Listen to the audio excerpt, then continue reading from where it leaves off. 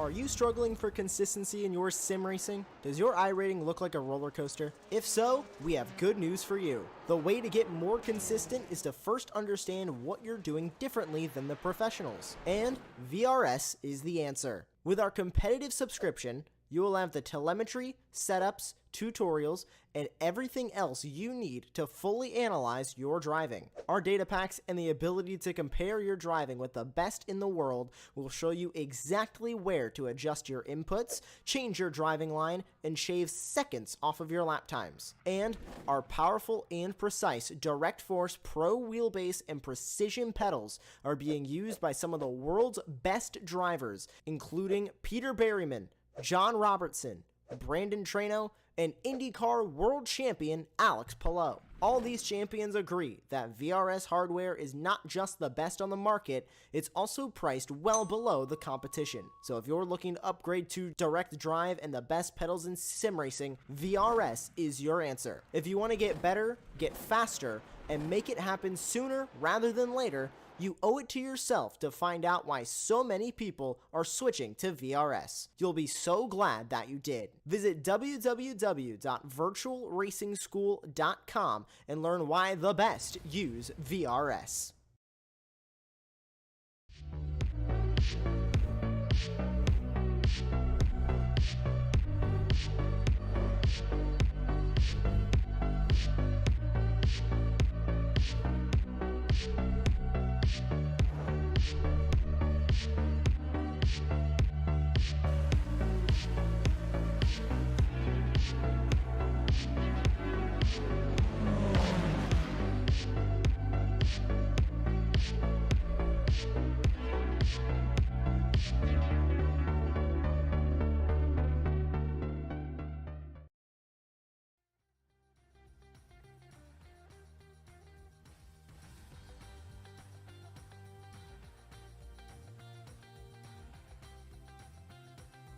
Hello and welcome to the FindingSpeed GT3 League live on Apex Racing TV and the FindingSpeed YouTube channel as well.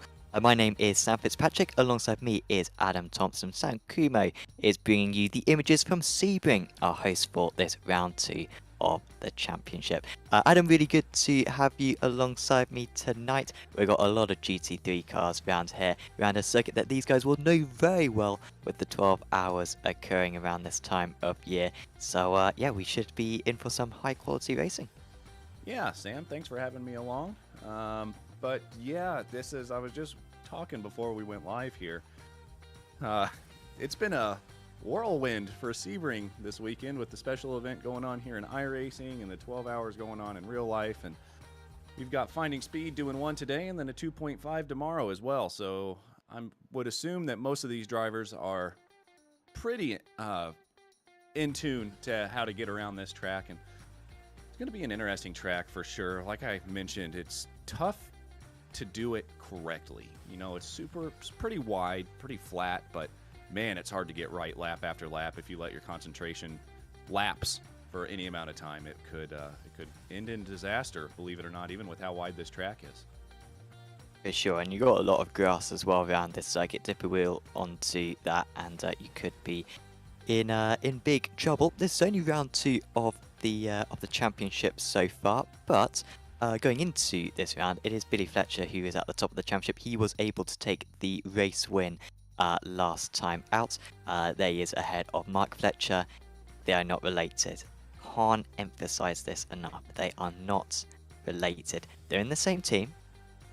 They're not related. Fletcher in second place. However, both of them aren't around tonight unless they make a very late appearance in qualifying. We are not going to see them out on track, so that will mean that Hakon Grebstad will be sort of the de facto championship leader.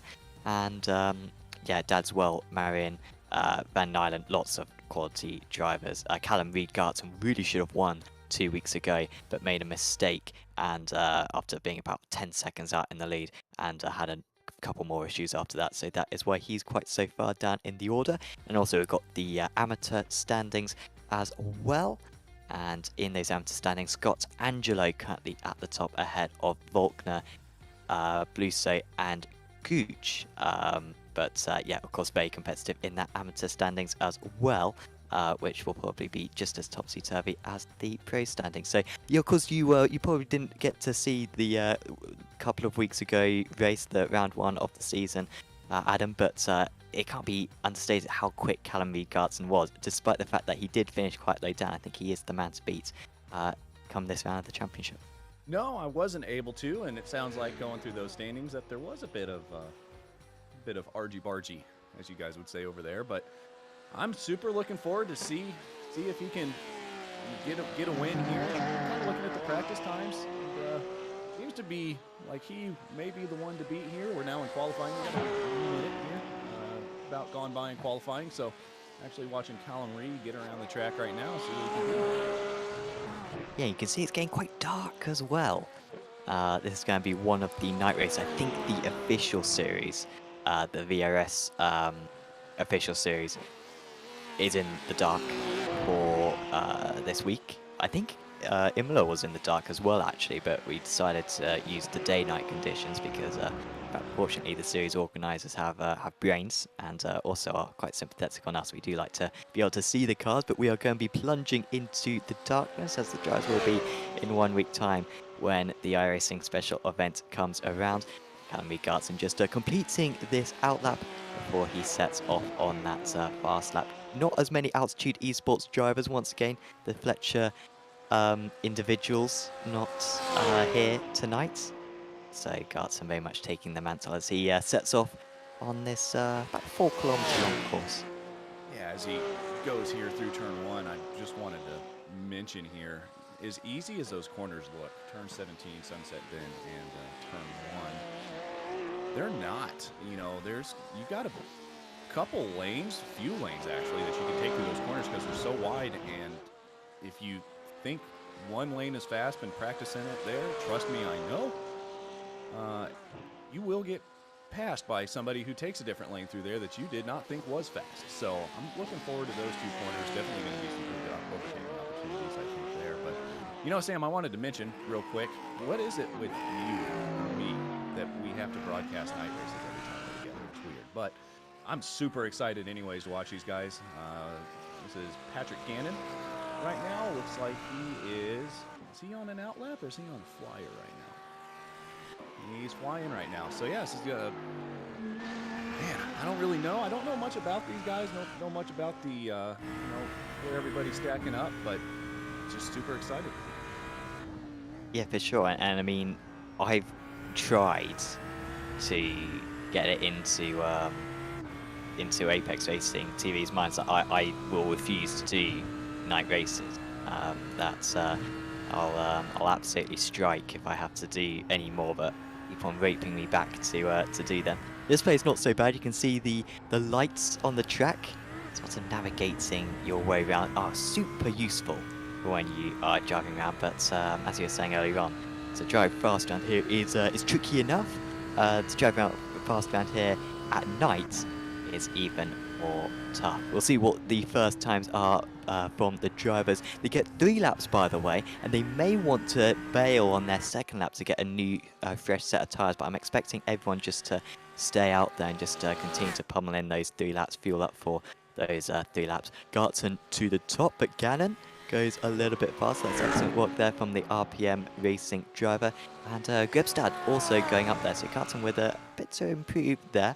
Sort of my pick for pole position. I think he was up on the front row last time out at Imola, and currently Odom's top of the silver drivers, but still many more times to be put in. It's impressive. I was watching Gannon's lap until he got Hartung, but set a bunch of purple sectors. It looked like sector 1, 3, 4, and 5. So pretty impressive there by Gannon for his first lap, and he's still got 2 more to go. So see what he can do and get that thing back up on the pole. But Hartung right now about 1/10 of a second off in the pro class, and Odom's in that open or the AM class is definitely the best as of right now by quite a long while here. That is a very good lap so far, and as far as I'm aware in these GT3 cars, you're not necessarily going to improve come your second lap. Because my catchphrase in the Radical series is this: that your first lap is always your slowest lap. Not sure that's necessarily going to be the case here in the GT3, so it will have to take some effort from the drivers. Increase of pace in the second lap is not inevitable. By the way, shouts out, of course, to FindingSpeed, the organisers for this series. FindingSpeed, iRacing and YouTube content creator, providing broadcasted special events, leagues, track guides, and also how-to videos for iRacing enthusiasts. And if you head over to findingspeed.com/race, you can learn about the next broadcaster special event, the Green Hell, which is an epic 2-hour solo sprint race designed to help drivers and teams prepare for the iRacing Nürburgring 24 hours taking place later in the year. So do check out findingspeed.com/race. And of course, if you're watching on Apex Racing TV, do check out the Finding Speed YouTube channel. You can get those track guides and yeah, maybe find some speed yourself. I see what you did there, Sam. But yeah, still looking here, watching Odoms get around. Still, man, he's, like you said, like you did mention, you were correct. He's about 5/10 of a second off of his first lap, best lap time. So pretty interesting to see how much speed that these guys have lost there for their second lap. What would do that, Sam? Is it, you would think as the cars get lighter, tires warm up a little more, they get quicker? Yeah, I'm not sure, and this is when my lack of GT3 running yeah, lets me down. In my defense, I don't have room for a rig, hence why I haven't driven these cars so much recently. But you know, sometimes on iRacing, you know, depending on what the tyre model is, it's those sorts of lower pressures, those lower temperatures, which can really get a lot of time out of the tyres. And then other times, certainly with the older tyre models, it used to be that you needed a few miles of running in order to really get the most out of the tyres. This certainly seems to be the former.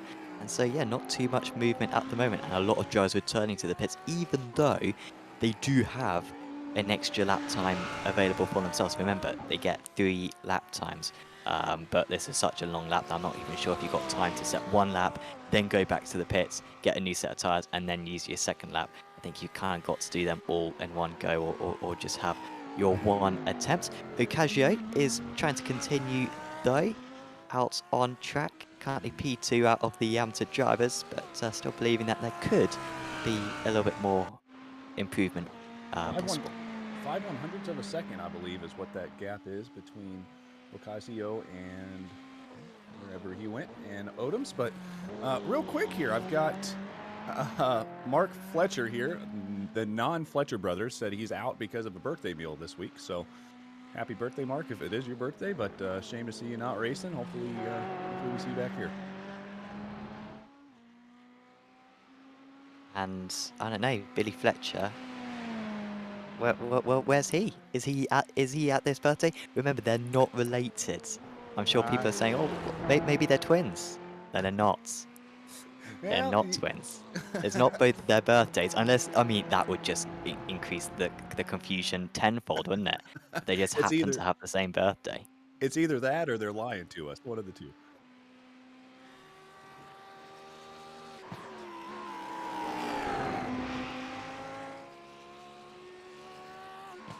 Of course, those two, the Fletchers, top 2 in the championship at the moment, but after the round 1, but unfortunately not around tonight. And yeah, we are just being told that Callum Gartson, just to point out that I am not off the pace. I don't have any pedals, and I'm using the dual clutch as my brake and throttle on my wheel. So that is why Callum Gartson isn't doing so well, but he's still doing remarkably well. He's basically on hand controls, and I assume he doesn't usually practice with hand controls. But he's still up there in 8th position overall, so we'll see if that one works out for Callum. So very much struggling tonight. So Altitude Esports depleted, and the few drivers that are remaining are significantly disadvantaged. Callum, I just want to say something to you. Shout out to you, my man, for doing that, because I broke my ankle stepping in a gopher hole in January, and I had some of my friends tell me that I should try to use hand controls. I tried it once, and I lost a whole class in safety rating, and I decided just to wait until my foot heals up. So congratulations, Callum, for being able to do something that I was not able to do. That just tells you why you're out there and not me, I guess. Yes, yeah. I mean, I can't imagine it. I just can't imagine having the feel, you know? It's like playing with a controller. You know, it's Yeah. just like very binary. No, that is on and off, but- impressive here. But looks like we got the results here, Sam, for qualifying. Hartung up there set a blazing lap there. First guy we watched go around the track with a 158.412 with Gannon there in second. Grebstad in third and Dadswell fourth. David Flanagan, American up there in fifth place with... you want to help me out with that one, Sam? Adriansons. There we go. In sixth place, my American accent slipped out a little there, guys. Sorry. Odom's there in seventh. The first place in the amateur, the silver class. Callum Garton, eighth place, while using hand controls. Ludovic Zayakin there in ninth with Maury in 10th. Ocasio, second place in 11th. And Nijlin in 12th. We got Pudicombe in 13th with Gray 14th, Volkner 15th, Gooch 16th, Puccetti 17th, Soto 18th. 19th is going to be Brat Crouch, 20th Kosh Kelly, 21st is Bray, 22nd is Knudsen, 23rd is Lynch, and rounding out the field for tonight is Glenn Hopkins. Not rounding out the field, there's still more. Carlson is in 25th with Bluso 26th, Coco 27th, 28th is Oliver Marin, 29th is Mads Sedger, 30th is Igor Bimbik, 31st Lavagna, 32nd is Mystic, 33rd Peck, 34th Reagan, 35th is going to be Okaranza, 36th is Russell Barnes, 37th is going to be Ollie Morgan, 38th is Juan Coleja, and 39th is Dennis Carter. That is a whole lot of cars on the field tonight, Sam. Yeah, well done going through the grid because you know I was waiting in the wings to do it if needs be, but you went for it and you got better as it went through. So congratulations on that one. I was about to say that Adjinson's actually, I thought his brother raced in this, so I was really looking forward to having to attempt that one second time. As we're just being told that the safety car has no lights. We can barely see it, but the driver's still doing well at getting around. Well, before we get started here, I would like to mention Apex broadcasted a race for Cross Series League Racing a couple weeks ago, and we did the 79 Lotuses, and the admin, aka me, set it up super late at night for sunset because I don't know what I was doing, and it went dark. And let me tell you what, without headlights, when iRacing goes dark, it goes real dark. So I'm surprised that safety car can see where he's going right now. I saw that one, and it's very rare that I see broadcasts. But I did find that extremely entertaining. What was the results in the end? I mean, what lap did they take the results from? So it was a 21 lap race, and lap 18 is when the sun decided to burn out. So they took them from lap 18, but we had three drivers still cross the line in complete pitch blackness. What's going on back here? But yeah, complete pitch black. Everyone else got DSQ'd from the race due to off tracks. But no, it was definitely an interesting one to watch for sure. And Tim Cox did a great job of trying to hold it together. This is the concertina, and one driver's going to probably get on the brakes, and another one's going. Well, probably not anyone's major fault, but it's just what happens when.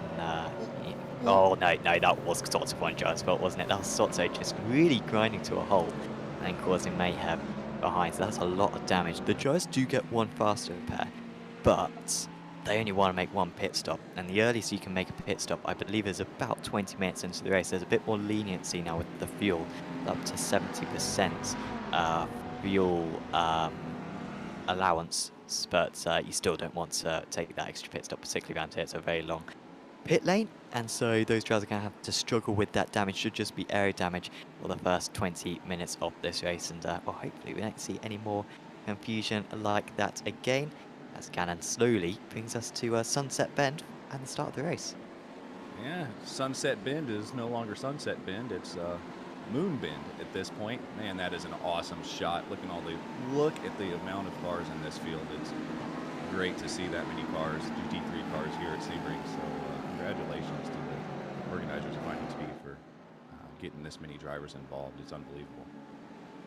Absolutely, as the pace car pulls into the pits, and Hartung has control of the field, and we are racing to start this hour-long event here at Sebring. Hartung leads the way. Gannon staying ahead of Grevstad, but Grevstad looking dangerous. He'll have to be cautious about dropping down to P4 as well. He takes a much tighter entry into turn 1, and he does make that move on Gannon. He just had to get out of the Thotzel mid-corner there. Nothing turning out well for Dadswell. They're just staying in that 4th position. Bit of side-by-side, I think Flanagan and Maury battling right there. And we've also got Odins in the top of the silver category. He's lost 1 place overall, but not bad stuff for him, as we've got issues here. That's Hopkins. Barnes, who started right at the back, has got involved in that one as well, maybe just taking evasive action.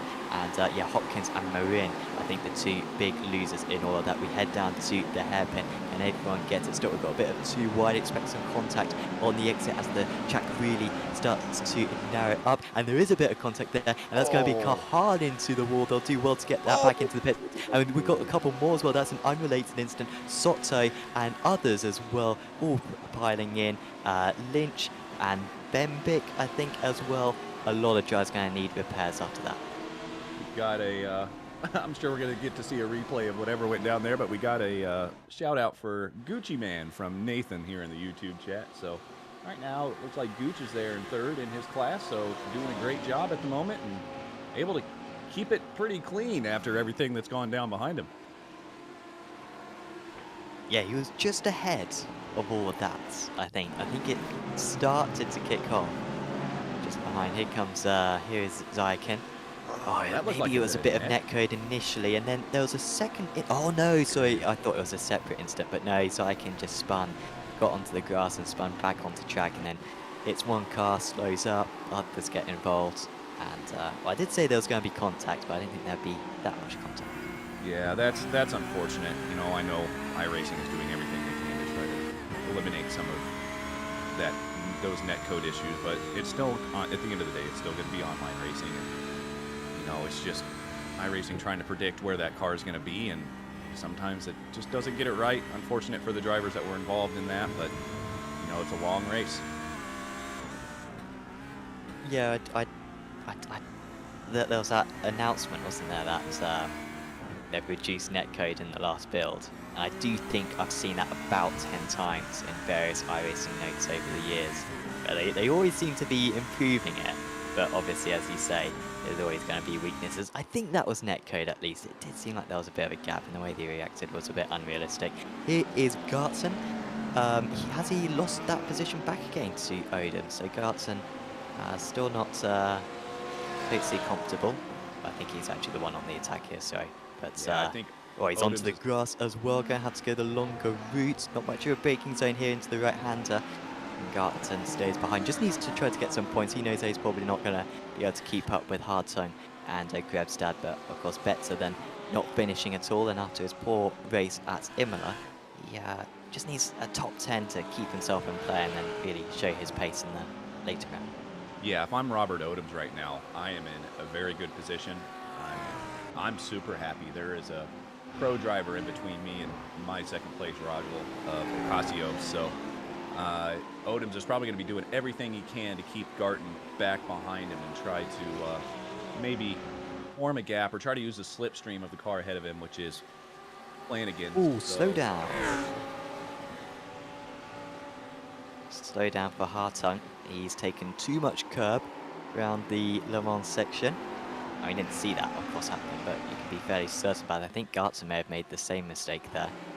So Hartung loses the lead, and Grevstad, Gadden, and Dadswell is now your new top 3.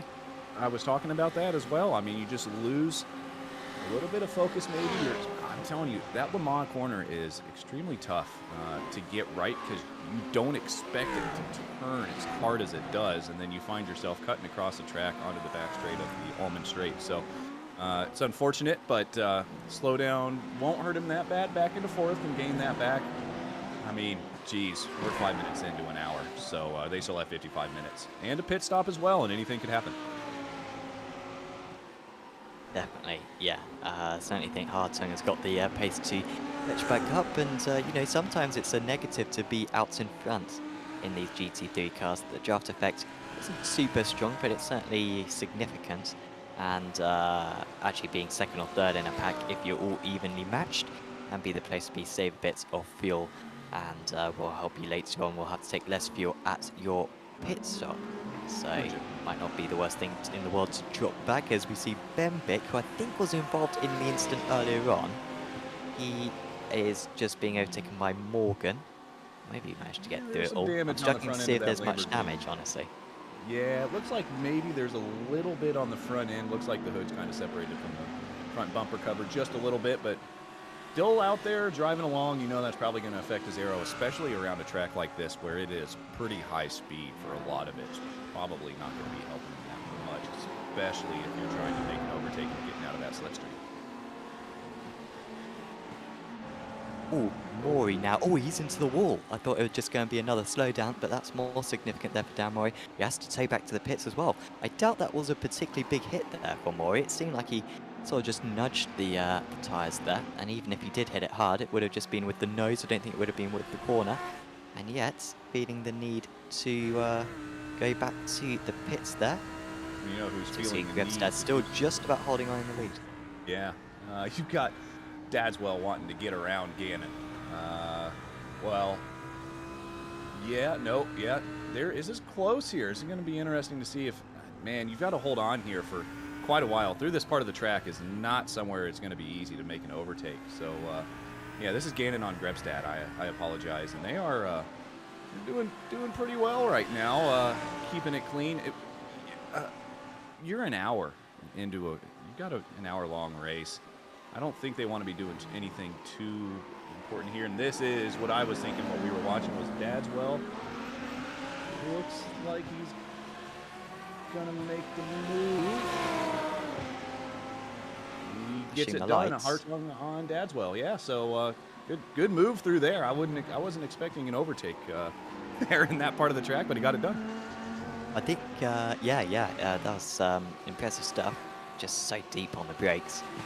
And we'll see if he can sort of catch up to the guys ahead. Dadswell, yeah, flashing the lights there. I initially thought that they hadn't changed position, and he was kind of saying, let me go ahead. But Dadswell, who I believe is the defending champion, indicated by that car number 1, drops down to 4th place. And now he's got Adjunsons just behind. Glitching out as well there was Dadswell, so his connection not excellent. And now Odins, you were saying earlier on, had that pro driver of Gartzen in between him and his nearest silver rated driver. Well, there's no car in between them anymore. Ocasio right there, and Gooch also close behind, making the top 3 in the silver category, all within a second and a half of one another.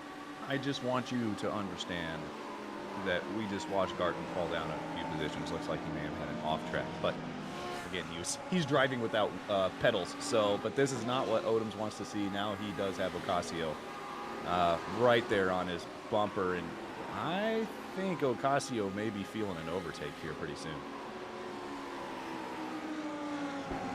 Yeah, he seems to be catching. Look at that, half a second faster that last time round. That is a big chunk. I wouldn't be surprised if that was a mistake from Odins, because of course in qualifying he had the pace over his rival, and so far in this race, whenever I've looked at the lap times, Odins has seemingly been at least a match, but that last time round, the momentum shifting. And yeah, Gartzen, maybe losing a couple of places, going wide once again round the Le Mans section, where he picked up a slowdown earlier on as Pudicom. We got to see into the haunting eyes of Pudicom there, and he has lost it. Is there just going to be a stationary car in front of him? No, it's not stationary, but it's just going very slowly with damage and hard into the wall. That was the 113, I believe, of, was that Carter? I think it may have been.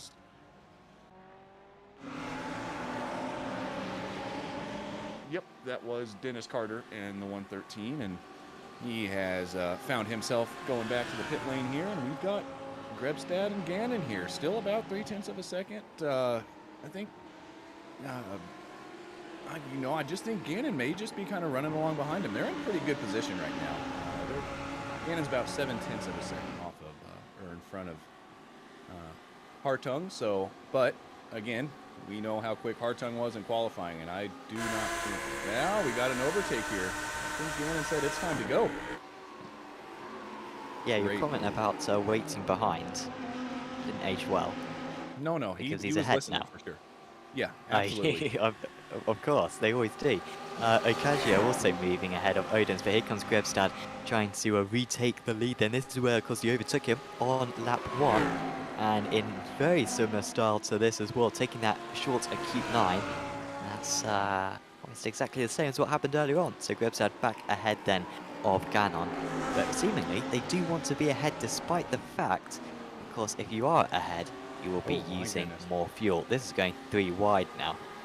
Morgan and Carlson and Blue so involved in this. Can they all get through it? They cannot get through it. Both 2 of them are off. Hard into the wall there for Christopher Carlson. And seemingly going quite slowly there was Morgan as well.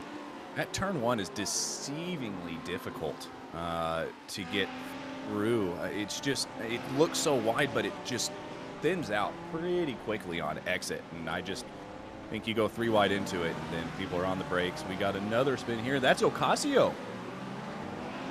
Yeah, Gooch and Ocasio got together there. We're going to get to watch the replay. See what happened here. Following on here with Gooch. So this is the battle for P2 and 3 in the silver category. Oh, no. Well, it seemed as though Ocasio was going really slowly there. Like, yeah, he was barely turning into the corner. Yeah, because they were not that close going down the straightaway, and for Gooch to be able to gain that much time on Ocasio in one corner, I wonder if maybe Gooch or Ocasio may have had just a little bit of a mistake, but nonetheless, still driving around, didn't seem to give them too much damage. That's Carl Gray spinning around. Is that through Lamont? Yeah, he's gone into a piece of surface which is very rarely used. Oh, the sweet join. Got away with it. That was good awareness there from Bree. And, well, they're falling like flies, are the Ams. And it means that Odoms is a long way ahead, and Ocasio moves back to P2. Remember I mentioned Odoms did have Ocasio back there. Once that pro car got out of the way, I thought that I think Odoms may have been in for a challenge, but now he's sitting pretty. I think he's just looked in his mirror and saw everything that went down. Doing okay. This is Rousseau here in 6th place in the AM class. And that's a lapped car between them, not even with a position number. Is that just a thing in the BMW where they don't have the position on the corner?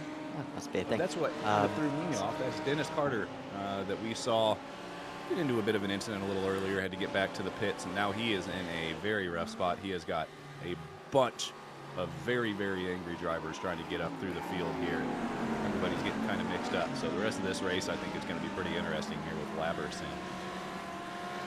As Garton and Van Nylen are having a tasty battle. Garton dropped behind earlier on because of a slowdown. He's trying to regain that position now. Van Nylen up 4 places from his starts, in fact, on that last lap. The Garton was 2 tenths faster. Once again, he is running. Yes, I was going to say, I cannot stress the fact that he's not running with pedals. And the fact that he's doing what he's doing, sitting here in 8th place in the pro class is just unbelievable. Yeah, maybe he should. Yeah, I mean, just take a week out, Callum, from road racing. Just go to the ovals and do that. I mean, someone, a series must be visiting the super speedways this week, surely. Just do that instead, and then it's not a disadvantage. Just have the dots all permanently on. I mean, it's not a disadvantage, but he's doing very well. Yeah, this is impressive, and he's not just driving around either, Sam. Again, he is trying to catch Van Nylen here, and he used to be doing pretty well at it, taking some really clean lines, and That's just it's impressive. And there's a spinner. That's Phil Reagan in the 11th place. Ooh, Igor Bembik in the number 129 may have been involved in that as well. It's all the off tracks here as Bembik with quite a bit of damage there. Will he get to the end? Ooh, he'll be close. He'll be very close. But not.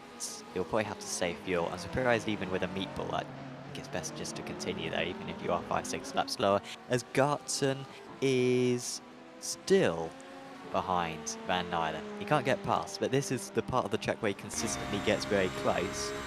But it's not a braking area. It's the right-hander, and so you can't overtake. Oof.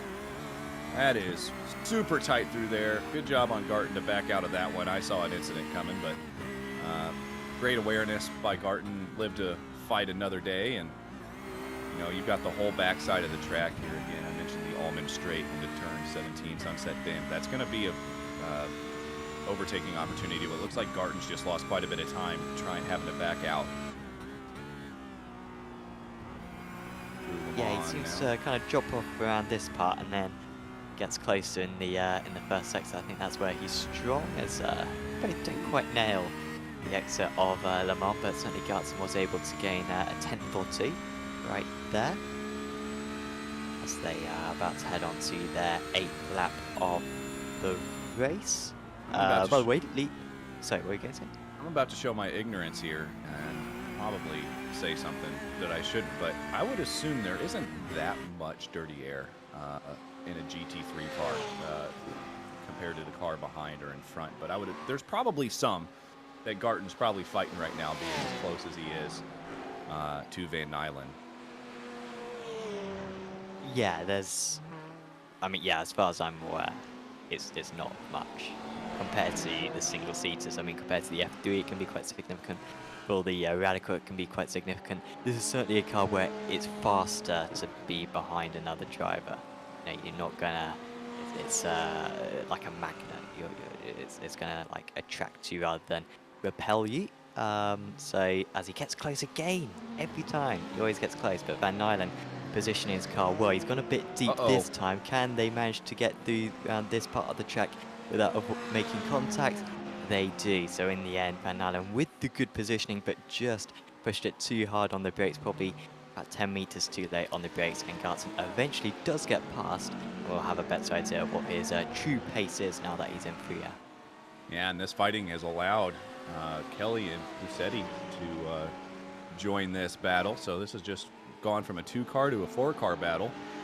And this is for 7th, 8th, and 9th. And 10th in the Pro Series, or the Pro class. So starting to, want him to start making some moves. And looks like Grebstad got to slow down through Le Mans. It's going to hurt pretty bad. He loses out to Hartung, and just like that, Hartung back up here into 2nd place and Gannon about 0.7 of a second. But I would assume that may be dropping a little bit, considering how quick Hartung was in quali. Yeah, Hartung seemed to close in as well. When he initially had that slowdown, he seemed to catch back up the gap quite quick. It's kind of just been staying around the same region again. We'll see if he does close up this time. So Gannon into the lead, Hartung in 2nd, and now our 3rd leader so far in this race. And Dedswell still keeping in touch. Even Jensen Adjusson as well is not putting the same pressure anymore on Dedswell. Also somewhere around there. And Odom's having a very dull race. He's not really near anyone. He's not too far behind Flanagan, but he's got a good margin over Gartson. I would love to be bored right now. 1st place in class. I would love to have a very boring race from here on out. I don't want anything going on in front of me. I don't want anybody catching me.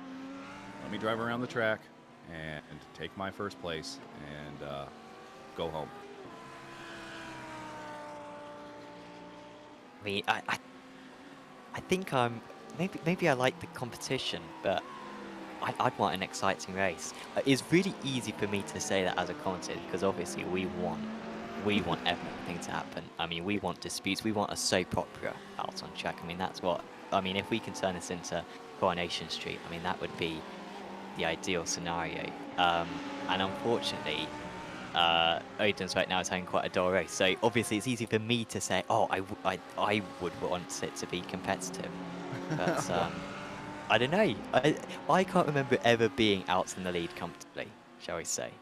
I've never Exactly. been in Odin's situation. I've always been in the mix in 10th place having a bad spot. And I think I'd Ooh. rather that, as Gooch is up to 3rd place. That is, apologies, just a back marker then, but it was still quite a pain to get through.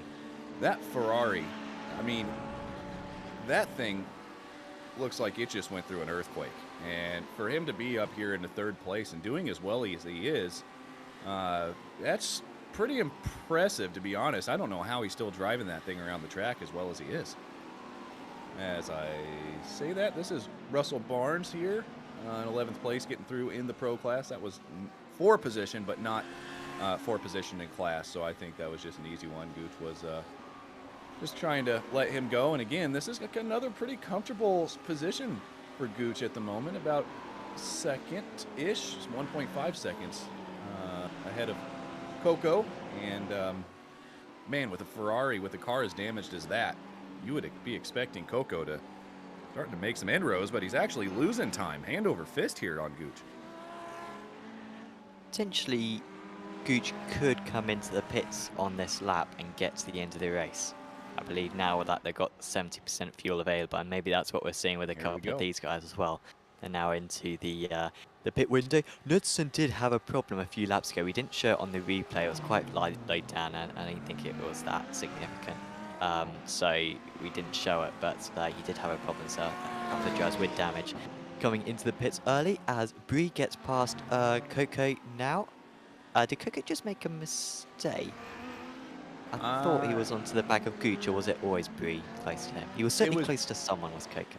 Yeah, I think it was Bree and Coco because, you know, at the moment, Gooch is now, about 3 seconds ahead. And last time I looked, he was about 1.5. So I think there may have been a bit of a mistake there that Coco had. I don't see anything here in our SDK overlay. So maybe just a bit of a slow moment.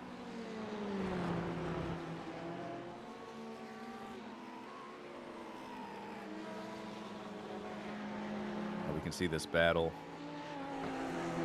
We're 14th in class at the moment. Now for 4th in class, this is Brett Crouch. And yeah, Carl Gray is there. And I don't believe that these guys have stopped yet. I could be wrong, but pit stops are going to be coming pretty quick. And this is just going to be another opportunity for, you know, drivers to start making some moves. And I know some of these drivers that have been out there, I mean, looking at the 105 right now, he's ready to get in there and get that pit stop done and fix that car, maybe find a little more speed. Yeah, it would certainly be a potential solution as Morgan decides to come into the pits. And that car looks like one of the cleaner cars, I must say. But still feeling the need to come in. Of course, might well be in traffic, so trying to do that, albeit, of course, if you come into the pits, you do run the risk of coming out into even more traffic. But the field does tend to get a bit more sporadic as you move down the order. There's the leader, 0.8 of a second still over Hardtung. Hardtung getting a bit of a tow from there. That might be the best of both worlds, getting a bit of a tow, but not any of the turbulence. But he certainly, I think if he could be closer, I think he would be closer, Hardtung. So I think this is genuine pace we're seeing right here. And Grebstad thoughts of maintaining it as well, that top 4 really evenly matched with Jens Nadjenson's dropping back slightly. Yeah, Gannon's doing a great job here protecting this league.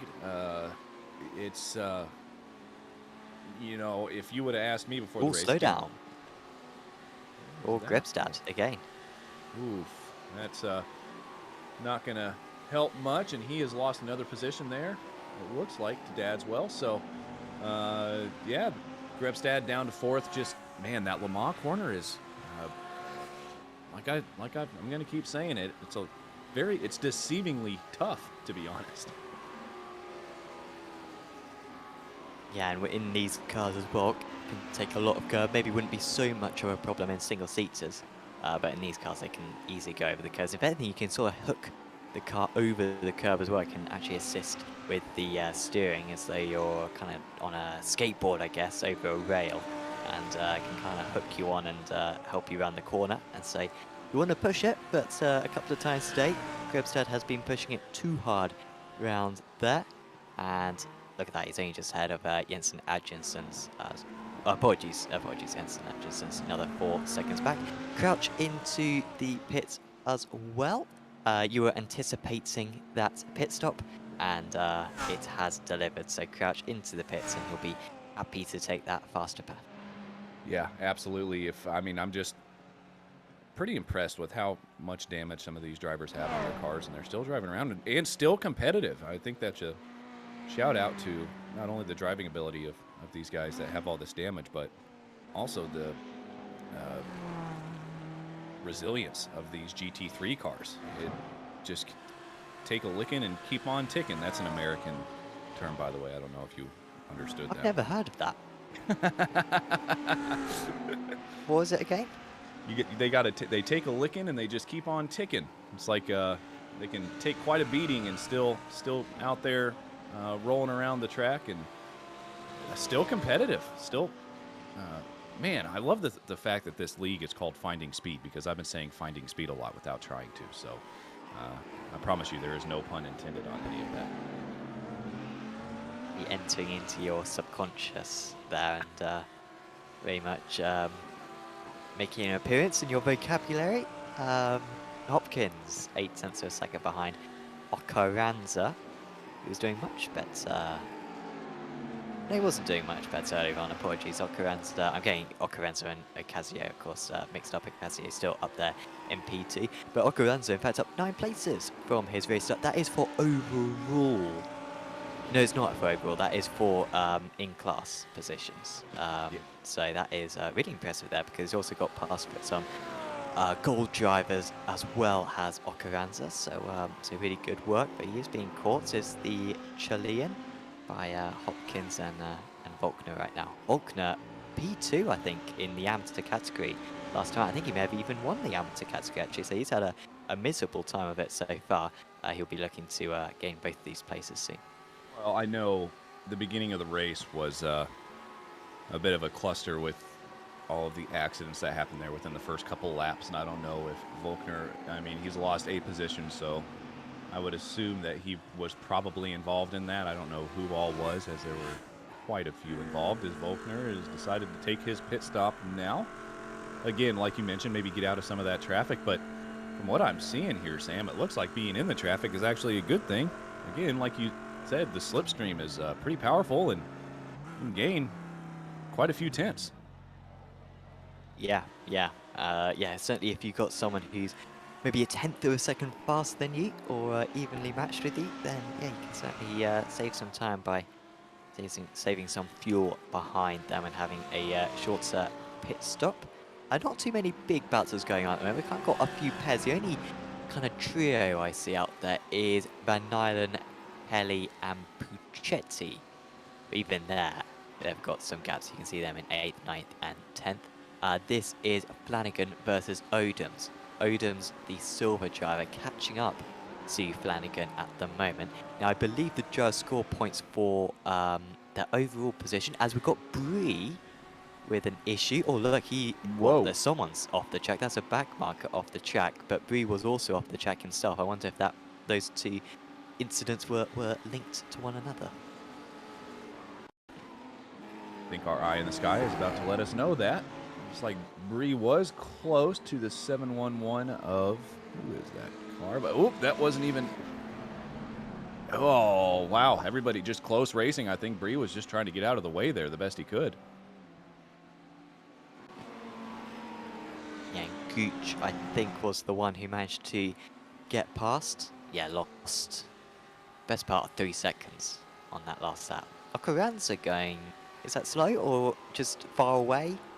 Slow down? It was a slow down, but also looked very slow, but just because of the way that the perception of vision occurs. Ocaranza now behind Hopkins, who moves into the top 10 in the silver category. It's a little bit confusing for if you're just tuning in for those stones. But just a reminder that 1, 2, 3, 4, 5 for the pro, and then you also got the 1, 2, 3, 4, 5 for the amateur as well. So we do have a drop down, and there you can see as well the overall position as well. Real quick, Smooly, if you could pull up the positions gained again, and well, never mind. Don't worry about it anymore because I believe Barnes has come into the pits, but he was up. No, he is not. He is 24 positions up from where he started this race. Yeah, Russell, of course, series organizer. He, as we might have a move here for Odoms, who's been knocking on the door for a while, and Odoms moves up into 6th place overall. What a performance he is having right now. But yeah, Barnes, series organizer, never takes part in qualifying, doesn't want to influence the championship or anything, and then yeah, picks up the pieces. He was off track as well on that one. Still managed to move through, as this is furious racing here. Odom super tight on the inside. He's not going to be able to carry much speed. Flanagan round the outside. Had to get out the thoughts a little bit, I think, there. Now tries to cover it off, but was barely ahead. Pushing the limits are those two drivers, but Flanagan is staying ahead, and I can't help but feel, though, that this battle may be a little bit redundant because they're going to have to come into the pits anyway soon, and that might switch the positions no matter what Flanagan does. Yeah, absolutely. That looked like a bit of a NASCAR move, Sam. I don't know if you know what NASCAR is over there on that side of the pond, but it's where they're in these super beamed up cars and they turn left a lot. But it looked like they tried to get some of that side draft. He got super close to him down the straightaway and then pulled off going into the corner. I don't know if that's something that these GT3s could actually do. But man, the racing still is extremely close between these two. This is they're losing each other an insane amount of time. Yes, they are. And this is what I mentioned with Odoms. You said, yeah, you want to be in a part of a battle, but Odoms right now, this is the last thing he wants, is to be battling, especially somebody that's not even in his class. But I kind of understand where Odoms is coming from because he doesn't want to lose time to Gooch, who right now is quite a ways back, but still, man, they're just, oh, this is Garton. Gonna try to make a move in a very difficult part of the track, and it looks like he gets it done, again, with no pedals. So that was probably a lot hairier for Garton than it normally would be. Yeah, that was after contact with Odoms going down the inside. A little bit of contact with Flanagan, pushed him offline, pushed him onto the curb. And taking advantage there was guards in good car control. Will any of them decide to come to the pits? Flanagan looks like he's going to come in, going quite slowly around there. And that was he's had enough of that a battle. very... Yeah, that was a very costly lap there for Flanagan, because not only did he lose the position to Odoms and Gartson, but also Van Nylen, Kelly and Puccetti all closed right in. And there's a serious threat that when those guys come into the pits, they may all be ahead of him. So that battle could have dropped him from 6th place overall all the way down to 10th, but he's going to try to limit that damage and come into the pits early.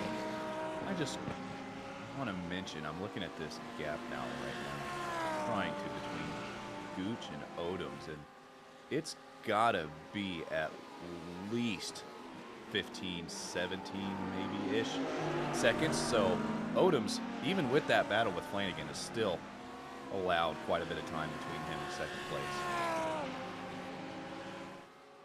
Yeah, that's not good. Well, look, I can't remember who was leading last week, but someone was leading last week in the amateur category, dominating, and in the overall as well.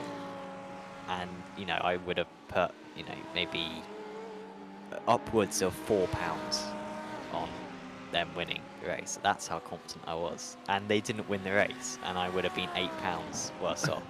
So the moral from that story is something could happen to Odoms. But right now, it looks very unlikely. Yeah, it's trying not to commentators curse him. I've gotten pretty good at that for some reason. But no, I think a lot of it has to do with if you're driving around by yourself and you're that far ahead, I think complacency may start to play a factor, even if you don't want it to. You know, you're driving around at night, around Sebring, GT3 cars, and you're just doing it lap after lap after lap. And I think you you could get a little bit complacent and make a mistake that loses you that race. We have Kelly into got the pits. Kelly in the pits. So let's see if he is able to stay ahead of Flanagan. He was about a second behind Flanagan the lap previous. I wonder if Kelly's been able to save a bit more fuel. I think he has been in a bit of traffic, so might see that change of position. It'll be indicative of whether that early pit stop for Flanagan was a good decision. He is in a bit of clear air as Barnes has had a problem, and there seems to be a significant problem here for Russell Barnes. He was off the track for an extended period of time, and there is where he is right now. So that's a shame because he was going to be in that big battle, but not anymore. We might get a replay of that in a moment. As Kelly exiting the pits, is he ahead of Flanagan or is he just behind Flanagan? It's going to be very close. He is just behind. Flanagan leaves space, and that could not be closer. But Flanagan is ahead, and well, that's kind of what we expected. Flanagan just about keeping track position, but he did lose time on that kind of pit stop difference. You got to think that battle between him and Odoms probably didn't owe him any favors either, but watching this replay with Barnes, he was off track for about 5 seconds, so whatever happened here, loses the back end. Great job holding on to it the best he could, makes no contact with any walls, and just, bit of an ego hit, I think, but no damage to the car itself. Oh, that's Volkner, gosh. Well, that could have been much worse. I think that was Vagan and Knudsen who moved their way past. Hartung into the pits, by the way.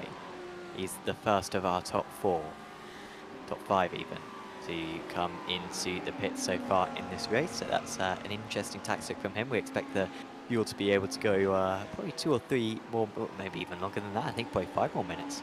I think the fuel might be able to go, but he decided to come in early. As we get a replay of what happened here with Volkner. This could have been so much worse. Now, of course, it could be a bad rejoin. He was already in the middle of the track. No, he wasn't in the middle of the track. What the wise thing here would have been to reverse, not do what he did. Yeah, that's I think at some point. Oh wow, that was P2 as well. That was Gregstad. Yeah, that could have been again way worse. At some point, if you're Volkner, I mean, if I'm in Volkner's shoes, but again, this is why I'm not out there, and this is why I'm here with you. But I get pretty nervous if I see headlights coming at me at the rate of speed that they come around that final corner, Sunset Bend. I would probably just be trying to get out of the way the best way I could, and sometimes what you think is going to work does not. But everybody was able to stay clean there. Could have been, again, way worse, but it wasn't. Gartson has had an off, so he has dropped time once again. So he's dropped about 5 seconds. He was ahead of Van Nylen, but he is now behind Van Nylen. So one of a few two mistakes I think from Gartson so far in this race, and yeah, that has cost him a little bit of time. Barnes into the pits. Top of the Jersey have pitted, of course, Hartung. He has come out into clean air. So if his kind of aim from that early pit stop was to get clear air, seems to have succeeded. Guvsted and Dadswell both into the pits now. So the fuel isn't lasting quite as long as I thought. I thought they would be able to go beyond the 40-minute mark, but so far it's only Gannon who's been able to reach that mark, with seemingly everyone else who hasn't already pitted, a lot of them coming in on this time. It's extremely impressive that Gannon's been out front for most of this race, and it looks like there's quite a bit going on here out in the back of the field, but Gannon out front, no drafting help, no slipstream, and he's one of the few that have yet to come in. So I don't know how he's able to save fuel and keep the distance that he had for most of that first stint. We're about to find out though how much distance he's going to have when he comes in, because Hartung, again, with that slowdown he had, lost quite a bit of time, but he's already back up into second place. So this is going to be pretty interesting. And it looks like Gannon is still actually gaining a little bit of time here on Hartung. It's going back and forth, but 38-second stop, and I'm looking to see here how much time these guys normally have to spin in the pits, and it's looking around. It's going to actually be pretty close here, I believe, between Gannon and Hartung when Gannon has to go in. Yeah, I think it will be, and that gap between Hartung and Dadswell seemingly growing. 5 seconds now. I think that's because of Dadswell and Grebstad getting held up slightly in when they had that spinner in front of them, whereas Hartung was ahead of all of that and was able to avoid any of the disadvantages of it. So that is why he is ahead there. Grebstad just staying ahead of, Dadswell staying ahead of Grebstad. Scanlan predictably comes into the pits. That was perfect there on the boots. You get a little bit of leniency. I think there's it's like a range, isn't it, where you've got to keep your speed under your average speed over the course of about a 10-meter period. I think he was absolutely perfect there onto the pit limiter, and he gets stopped for the pit box as well. Not the easiest thing to do. But he does do that successfully. No tyres, of course, being taken by these drivers, because that would cost you about 25 seconds, and there's no way you would gain more than about 5 seconds by taking tyres in a race like this. So here comes Hartung then, round Sunset Bend, and Gannon exiting the pits. It's going to be close. Gannon was ahead previously. Hartung was chasing him down, and I think this might just be advantage Hartung here. He's got the inside line. Gannon has to go the long way, and Hartung is ahead, but only by 0.7 of a second. So those 2 laps earlier, pit stop, has seemingly worked very well for the German. Yeah, absolutely it has, and Hartung back up there where he started the race here in first place, and now he's going to try to be holding Gannon off, but like we mentioned, that interval that we saw, that I expected Hartung to close on Gannon there in the first stint, never really close. So I think Gannon may have a bit in the bag. He was definitely saving fuel as well to try to get to that 40-minute mark, and he is there. He's coming already. I mean, he's already closed the gap by about 0.3 of a second in the course of 5 corners. Yeah, that was a really good hairpin, wasn't it, for him? Just seemed to deplete that gap significantly. In that sort of chasing, it's not really a chasing pack, but maybe that second-day pack on the outskirts of the top 10. Odom still ahead of it. Van Nylen in sort of second place in that battle next. Puccetti, Gartson after that mistake in 9th, and Barnes after his mistake in 10th, still ahead of Ocasio though. Kelly seemingly dropping back from all that. I can't remember Kelly having an issue, but I think he was up in the top 10. Earlier on was Kelly, so maybe having a poor pit stop. He's down in 12th place, and of course Flanagan after kind of his big battle with Odom's now very far away himself. So Kelly and Flanagan seem to have lost a lot of time in that pit stop sequence. Yeah, and again, you wonder how much that had to do with that battle. Unfortunate for those two. I know they were battling a different class car there, but I don't think Aaron's was doing anything wrong, because Odoms has a race to go in his class. So just a bit of a series of unfortunate events there. And watching this battle up here between Hartung and Gannon at the moment, I don't really know what's going to happen here, but what I'm seeing right now is Gannon hasn't been able to close that gap to about 0.4 of a second. And, almost got around him there going into Sunset Bend on turn 17, probably just trying to size him up a little bit. Well, here's a move from Gartson on Puccetti.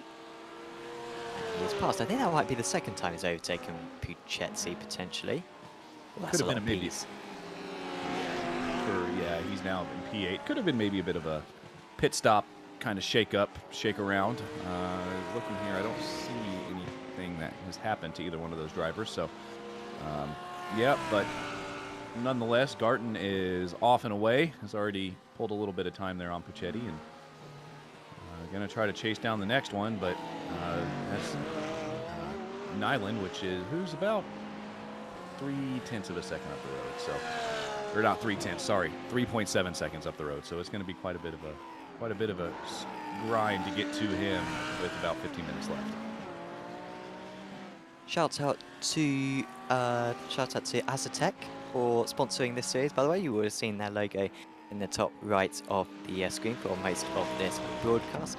Aztec providing sim racing equipment, and well, you can check out Invicta, the hydraulic sim racing pedals from Aztec Sim Sports. And apparently, you reviewers all agree these pedals feel like the pedals of a real race car. I hate and to. you can. I apologize. I hate to cut you off, but it looks like Nieves and Coco got into a bit of an incident here. Looks like both of them crashed at the same time, and they have lost quite a few positions. And this is Okaranza, who's also around. Sorry, Sam. I just saw that on the screen. Okaranza.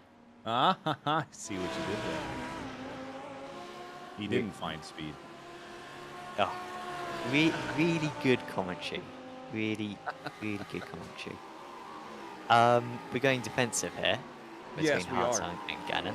And Hartung gonna be slow on the exit, is he? Kind of decent amount of speed, might pick up a 1x there, but Gannon has got the better exit. He'll be on the outside for the right hander. I don't think he's going to be able to do anything round here, because surely Hartung's just going to force him out onto the grass, and well, he carried enough speed on the corner entry anyway to hold on, but Gannon is looking faster, and Dadswell is really catching up. Only 2.1 seconds. I don't know what's going on with Hartung right now. Maybe he took less fuel and he's having to fuel save right now, but despite being quick in the first stint, they've lost about 3 seconds to Dadswell and Grebstad since the pit stop, so really interesting that the four are now closing in on one another. Yeah, they're battling pretty hard up here right now, so I think Dadswell's just kind of watching this and egging them on at this point. I think this is not what Hartung and Gannon want to be doing, and I'm sure they're watching that relative, as are we, and seeing that gap every time they start to get side by side and Hartung has to go defensive. That compromises their lines, both of their lines, through whatever corner they're in when that happens, and they lose about 4 to 5 tenths of a second just in one corner. So this is definitely not what they want to see, but you've also got Grebstad back there in fourth, who's not that far off of Dadswell. And look at that for Grebstad. He was fastest of all of them on that last lap, gained by a second on those top two. I will quickly complete that the Aztec pedals information, by the way. Yeah, apologies. Of course, Invicta is the name of the pedals, hydraulic sim racing pedals from Aztec Sim Sports. And yeah, do check them out. Go to aztec.com/simsports, and if you want to see their videos, go /reviews after that as well. And also, there is a bit of a promotional video, and we showed that right before the broadcast. You may just want to rewind that.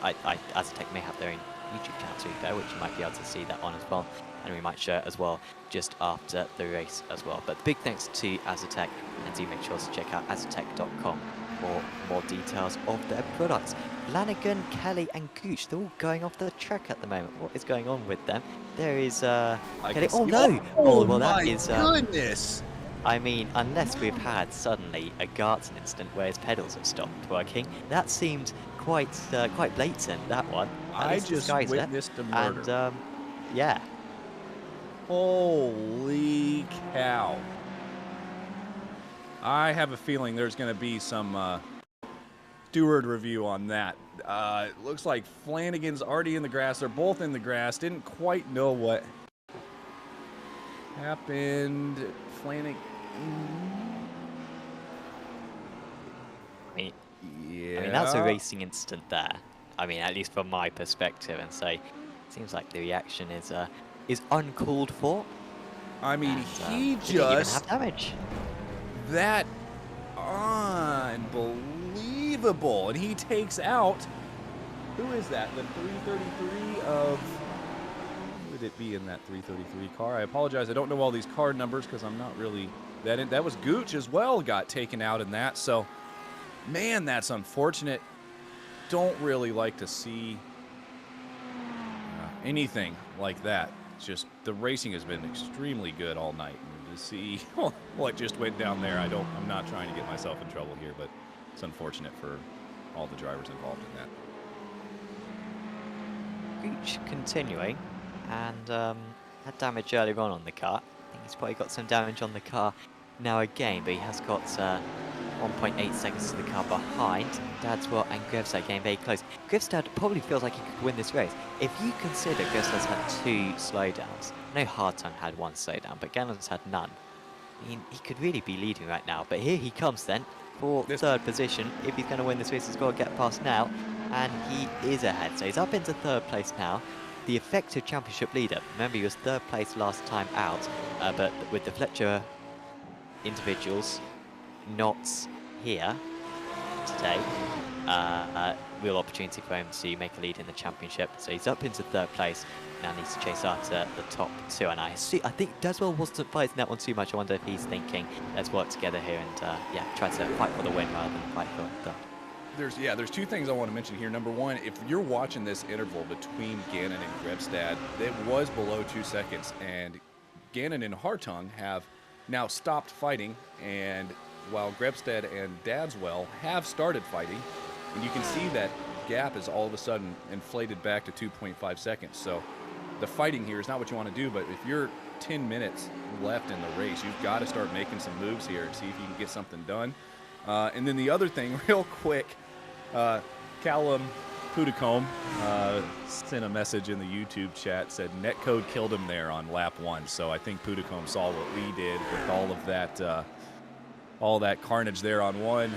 15 minutes of optionals on lap 1. Sad times, he said. So it's unfortunate for Callum, and you know, he got caught up in that. But like he said, he'll be back in 2 weeks, and put your head down and get it there. But this battle up here is heating up for 3rd as well as for 1st. Gannon's now 0.2 of a second off of Hardtongue again.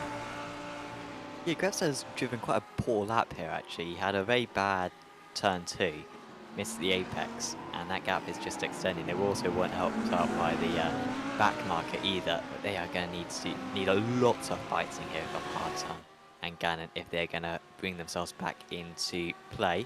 Don't Here look now, but Gannon. there may be a battle forming here.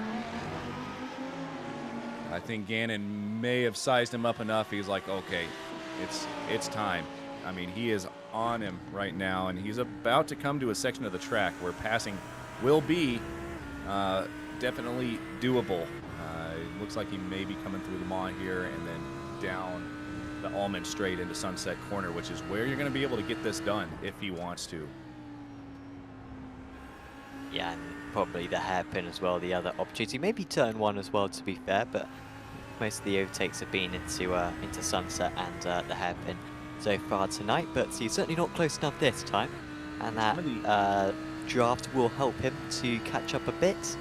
It visibly, that gap coming down ever so slightly, but it's not close enough either for a big dive into the second part of Sunset. Ben taking very similar lines, identifying the least bumpy routes there, and Gannon gets in closer again, down to 0.2 of a second, and you can go for a dive here, super wide turn in into turn 1 here at Sebring, and he is going to go for it. Down the inside he goes. Can he make this one stick as well? Hardtongue is onto the grass. Can he keep control of the car? Is he going to spin into his rival? No, he does keep control. And it is Gannon who moves back up into the lead. He lost the lead during the pit stops, but he's retaken it now, and this could well be a race win here at round 2 of the championship. Yeah, that's I was about to mention that turn 1. We've seen quite a few incidents there in turn 1, and one of them ended in tragedy for some of the drivers. But yeah, that is not probably ideal place to make a move, but Gannon made it stick, and I know Hardtongue's probably kind of kicking himself but there's really not much he could have done. That was just an absolute massive overtake by Gannon to get that done into 1. Yeah, it's really tricky to defend into turn 1 because it's just so wide. You can't, it's not like the hairpin where you can cover off the inside all the way to the line. If you're covering off all the way to the line, then you're just going to be done around the outside because you'll be so tight into the corner. Let's see if he's got any response, but he's dropped away so far as Hardtongue on this lap. Grevstad, I'm sure, would have been willing these guys to fight a bit harder than what they did. He was able to catch up by about a second, but not nearly enough to get himself into play. And he'll need Hardtongue to find a second wind in order to close the gap much more, as we see Puccetti versus Garton. This is Puccetti actually getting back past Garton. We saw these two change position about quarters of an hour ago, but they've changed back again. The Lamborghini ahead of the Porsche. Got Barnes right there trying to join the battle as well. So I mentioned here at the beginning of the race, and you kind of disagree with me that you don't want to be. You like the battles, right? Like this is the position that you'd want to be in. Garton, I have to mention this one more time, and I promise you I'm done, is not using pedals. I don't think this is where Garton wants to be at this point, battling, no pun intended, down a couple legs. So what was the pun there? He's down a leg. He doesn't have a leg up in the competition because he's not using them. Oh, sorry, I thought you said lake there, but no, the leg. No, that's good. That's a good quality. Quality commentary. This is what the viewers want to hear. This is what they come here for. I'm going to get fired. I'm never going to be able to come back. Barnes is surely close enough for a move here, and he moves past. And into one again is the Porsche as they're still alongside. And Garton has held on. How has he managed to do that? They're still alongside. This is not where you want to be fighting. Narrows up significantly, and eventually Barnes is ahead. Garton will inevitably go for a move into the hairpin, and we'll see how much brake control he's got heading around this part of the circuit. Covers all the way off to the inside. Audi versus Porsche. But Barnes just nailing that one, and the 35 is up tonight. Yeah, I apologize, but those brakes on Garton's car were just on fire getting into that hairpin. I tried to get it done around the outside, wasn't able to get it, and Barnes has, I think, we can say successfully completed that pass now at the moment. This is Ocasio in the pits again, and that's Kaleha, who has had a bit of an off and doesn't look like he's going anywhere anytime soon. Got tires spinning all over the place. Yeah, Casio there was in P2 out of the AMS, but I think under fueling and requiring an extra pit stop. He was stationed for 6 seconds there in the pit stop, and I think he also missed the pit box as well, which would have lost him even more time as well. Kahea, he is with Peck, so Kahea after that mistake, of course. And the Gold drivers, ever seen Kahea win the AM series in the GT trophy, ARL GT trophy in the past. So he's a very good driver, is Kahea, but that mistake was not his best moment. He's recovered from it though, because wide goes Peck and the Porsche driver up to 19th place overall. Yeah, I think Peck just trying to get to the end of the race at this point, not trying to battle anybody, you know, kind of back there, and I don't want to call it no man's land, but still doing an okay job. Back 20th place overall, but looks like 7th place in class. So just getting to the end of the race here. It's probably been a bit of a long race for him, but still out there on track and still trying to grind away. Yeah, as Reagan is being caught by Knudsen. Yeah, that's an interesting profile picture there for Knudsen. I'm not sure. Do you know what that is? Those look like toes. Now, oh, they are, aren't they? Yeah.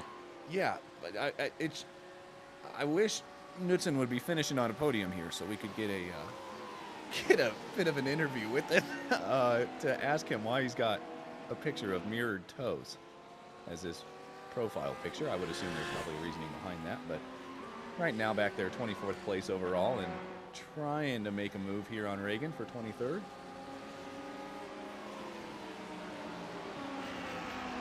Very pleased that we moved away from that. I was getting quite engrossed. I see what you did there. It wasn't even deliberate either, but I thought midway through saying that, yeah, it's quite good, isn't it? Absolutely nailed that one.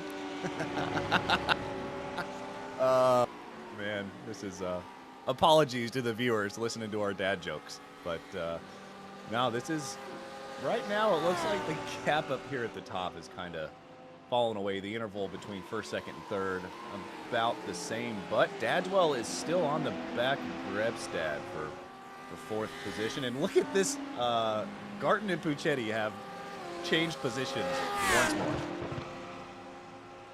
Yeah, Barnes getting ahead of the pair of them recently, and Chelsea trying to have the last laugh as they move on to the last lap of the race. Will just miss out on an extra lap. I say just miss out. We'll be quite far short of an extra lap. And well, jumping back there is the Italian. I don't think he's going to have time, and that would be a good recovery for Carson, who's left himself a lot to do in the remaining rounds of the championship. Should have won at Imola. He was about 10 seconds clear before making a few mistakes.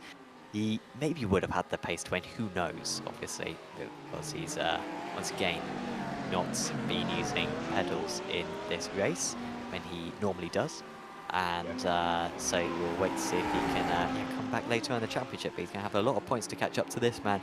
Hakon Grebstad is going to be championship leader after tonight. He's being caught right at the end by Dadswell. Still the good pace by Grebstad, catching up. Remember, those guys were 5 seconds behind the top two, and maybe if we had an extra 10 minutes in this race, maybe we could see a proper four-way battle for the win.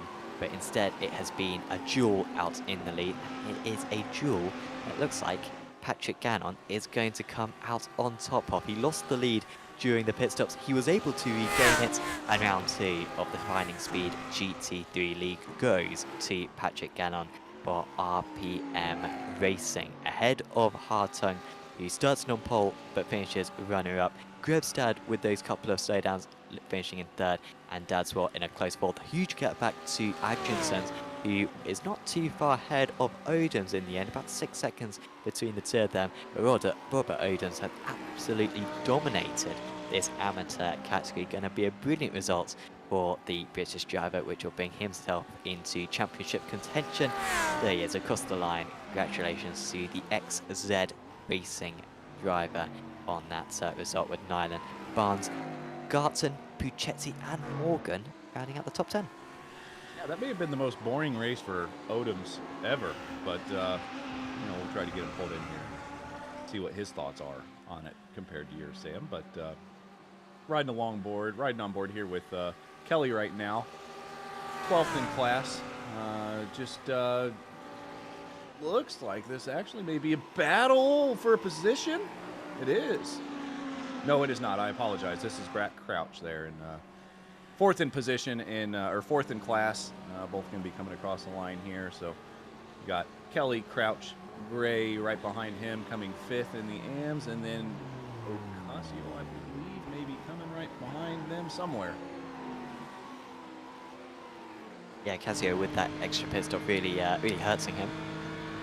This occasion, Carlson, I believe brother of Rickard Carlson, albeit I imagine Carlson is a super common name in the nation of Sweden. Or this could be a quick long run. Can he get Knudsen? Or he just had to lift out of the thoughts slightly. If it weren't for that, I think he may have got him. But instead, he's going to be a few hundredths of a second short. Knudsen in 11th in the seals. They weren't in the same class, but I'm sure Carlson would have loved to get past as he... Oh, that's the needle. And that could have been a nasty impact post-race, which can be costly because I think incidents sometimes count post-race. So you don't want to pick up a 4x in that scenario. Would be very ugly. As we have the results, I think, about ready for round 2 here at Sebring. And it's all blank for me at the moment, but they will come up. There they are. Gannon, half a second ahead of Hartung. Grebstad finishing in 3rd place and Dadswell in 4th. Really good battles between those top 4. Hopefully we see more of that later on in the season. Also, all 4 from different teams as well. Adriansons was, in the end, having a very lonely race. He finished 5th, half a minute off the lead. I think he probably had a problem in that second stint there, Adriansons, because he seemed a lot faster than that in the first half of the race. There was Odoms, who was comfortably top of the silver drivers. Van Nyland was finished in 7th place.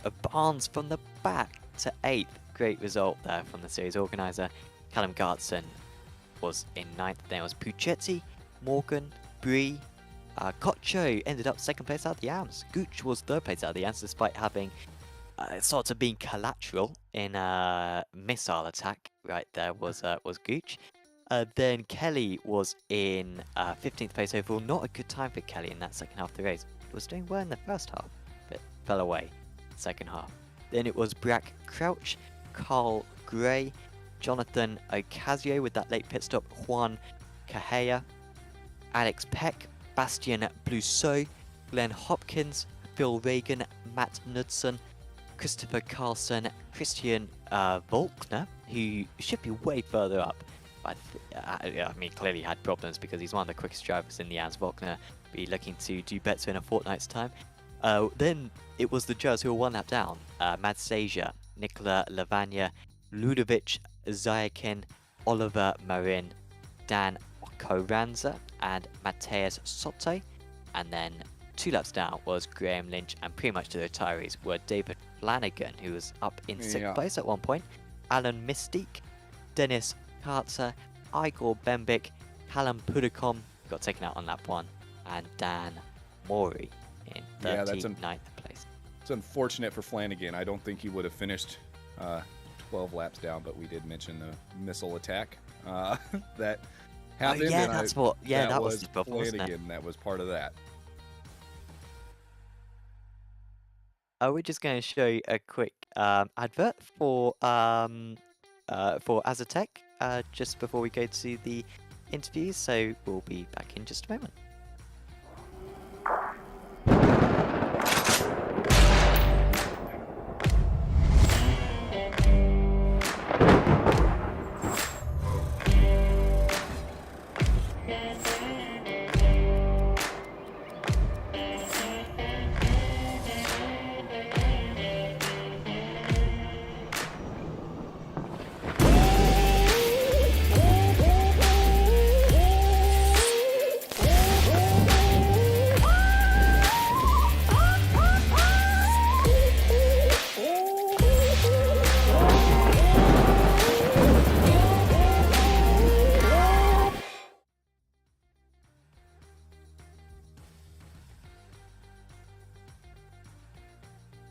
And thanks once again to Azatec for sponsoring this series. Those were the Invicta pedals, the hydraulic sim racing pedals from Azatec Sim Sports, and very good reviews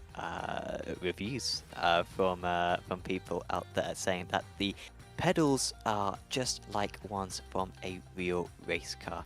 And of course, do check them out at azatec.com/simsports.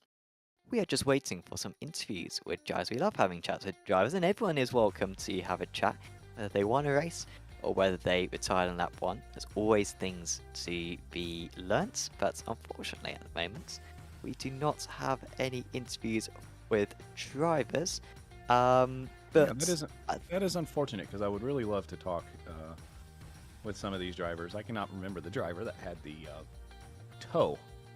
picture of toes on his profile picture, but unfortunate that we can't get any, but it is what it is. Yeah, I mean, the toes is the thing on everyone's minds, I think, isn't it? And I think that's really the main takeaway we can take from this race. It was the highlight for me, There as it is. we've got it now, so there is Matt Knudsen with toes. Speaking of, It makes me feel quite uncomfortable. I mean, it is definitely an interesting profile picture. I don't think he used enough of his big toe to be able to get through that incident at the beginning of the race. But while we're talking about it, I just kind of wanted to mention that the racing that I saw tonight, just in general, was actually pretty good. Saw a bit of everything, Sam, in this race. I mean, we saw great racing up front, great racing in the mid-pack as well, and saw a bit of retaliation as well, which is unfortunate. I don't think you ever want to see that. But, man, overall, that battle for the top 3 in that pro class was pretty impressive. Between Hartung and Gannon, they were able to keep it clean and race clean, and, man, Gannon proved me wrong. I thought Hartung was definitely going to be the guy to beat tonight, but Gannon was able to get it done. And we actually do have Russell Barnes here in the interview waiting room. But no, I think overall it was an awesome race to broadcast and great to be a part of. Absolutely. So we will bring up Russell Barnes now for an interview. Congratulations there, Russell. That was remarkably good. Started from the back. You finished in P8. Congratulations. Thank you. Yeah, that was a good race. It was tricky conditions. It was a lot hotter than it should have been. I think it caught a good number of drivers out. Certainly caught me out at the start of the race. But yeah, I think the action up front was pretty good, and I was trying to get there, but no chance. Yeah, there was a lot to do, yeah, you still managed to recover a lot. You seem to have a good battle kind of on the outside of the top 10 in those closing stages. I mean, beating Callum Mead and pedals or no pedals is still very impressive, and also Puccetti as well in those closing stages. What of all the battles you had out there, because you had a lot of them, what was kind of the highlight for you? Yeah, that last battle at the end was pretty epic, actually.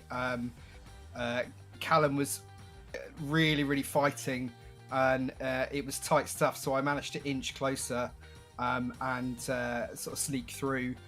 It wasn't easy, but it was, damn, it was fun. I enjoyed it.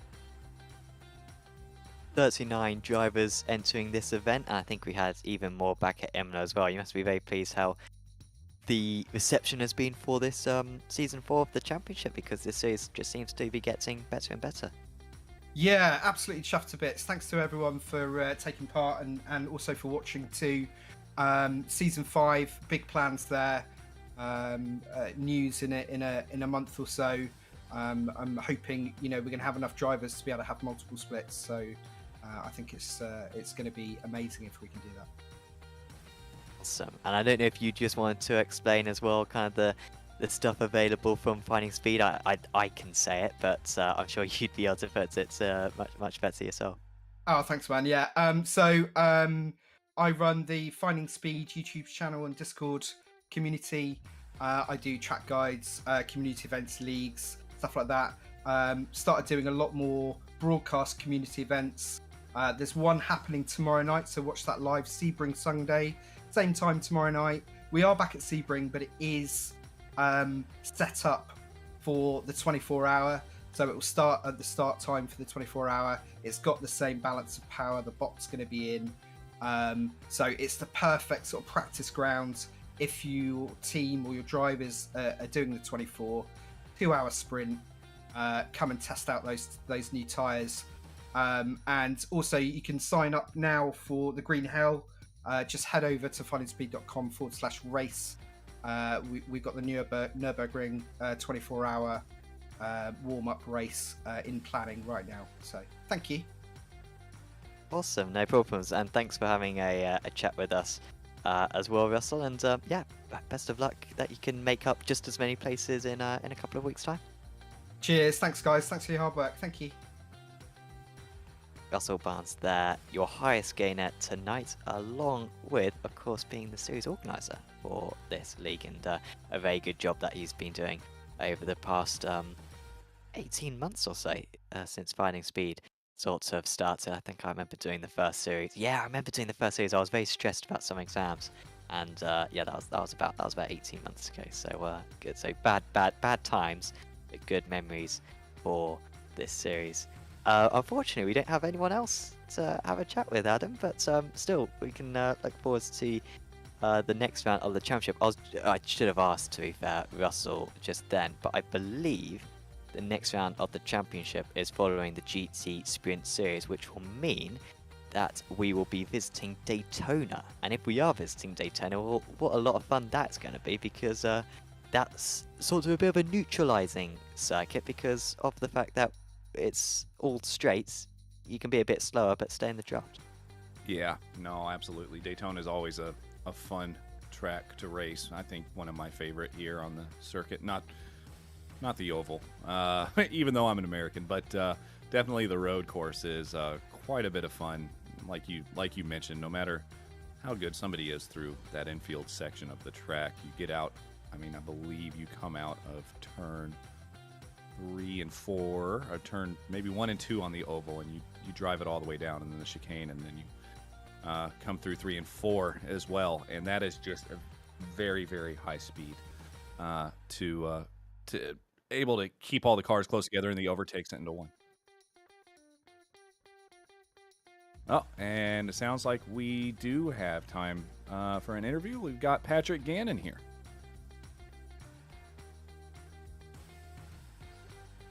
Yes, I'll pass him over to you if that's all right, Adam. Absolutely. Patrick, welcome in. Thank you for joining the interview booth. Man, that race between you and Max Hartung, the whole race was pretty impressive, man. You got the last laugh, but back and forth there, pit strategy seemed to come in play. Kind of walk me through it. Yeah, I was really trying to get to 20 laps for the first stint. So I was doing a whole bunch of fuel saving, and then I overfueled by a little bit, and that's why he caught me out. But other than that, I was able to just push right to the end and actually get him into turn 1. So the fact that you were fuel saving for that first stint, we were talking about it on the stream, you were still able to maintain about a 0.7 of a second gap or so on Hartung. Were you, I mean, with no draft help being out there in front, were you, I mean, how are you able to do that? Just lifting into the heavy braking zones. That's the biggest thing. But we've been working on a setup for the 12-hour, and it's pretty slippy in a straight line. So definitely what helped here. Yeah, absolutely. Well, I mean, you know, coming out, of course, you mentioned overfueling just a little bit into the pits that allowed Hartung to get the pass on you. Did you think you're going to be able to? I mean, obviously the overtake into one for the lead in the first place was pretty impressive, but did you think you were going to be able to get back past Hartung again after you saw him driving by you? I knew I had the pace. I was able to keep him while I was fuel saving, and I knew I had more in the car, so I had a feeling I would either get up to the back of him and have the last couple laps to go at him, but I got lucky on my exit of Sunset. I was really close to him and decided to send it. Yeah, that was great racing up here that we were able to watch between you two. Kept it pretty clean, actually very clean, especially some of the overtakes that happened between you two. Definitely took the breath away from me, and I'm sure for you guys as well, but able to get through it and finish up there in first place. Patrick, anybody you want to thank, anybody you want to shout out? I just want to shout out my team, I guess, that we've all been working really hard to try and put together a really good car. So that's definitely what helped here. So I guess just my team. Yeah, absolutely, man. Well, thank you very much for putting on a show for us tonight, and hope to see you here again in a couple weeks. Hopefully. That was Patrick Gannon, the first place finisher there in the pro class. Again, that battle between him and Hartung for basically the whole race was extremely impressive, but Patrick got the last laugh there, Sam. Yeah, he sure did. Really good work there from Gannon, who's one of the favourites for the rest of the season, I am sure. So that is pretty much it for us tonight. Of course, if you've enjoyed this video, do make sure to leave a like on it, subscribe to FindingSpeed if you're watching it on that YouTube channel, and certainly also subscribe to Apex Racing TV as well. Got loads more action. Then we've got the Formula 3.5 currently going on. They'll be getting to the end of that race now, might even be over already. I'll be commentating on the Spec Racer 4. I think it might be race 1 of the season actually tomorrow. That's always really good fun. I think 45 minutes races and lots of step streaming. No one can ever pull away from one another. It should be really good fun. And on Monday we've got the Mazdas on. We've got lots of other racing basically going on. Also NASCAR. Lots of racing in the American time zone, lots of racing in the European time zones as well. So subscribe to the channel, click on the notification button, and then you know whenever we go live with a broadcast. And also, of course, check out our social media pages as well on Facebook, Twitter, and Instagram. But for now, from myself, Sam Fitzpatrick, from Adam Thompson, and from Sam Kume, we are going to say goodbye, and we will see you back in 2 weeks' time for round 3 of the championship. See you then.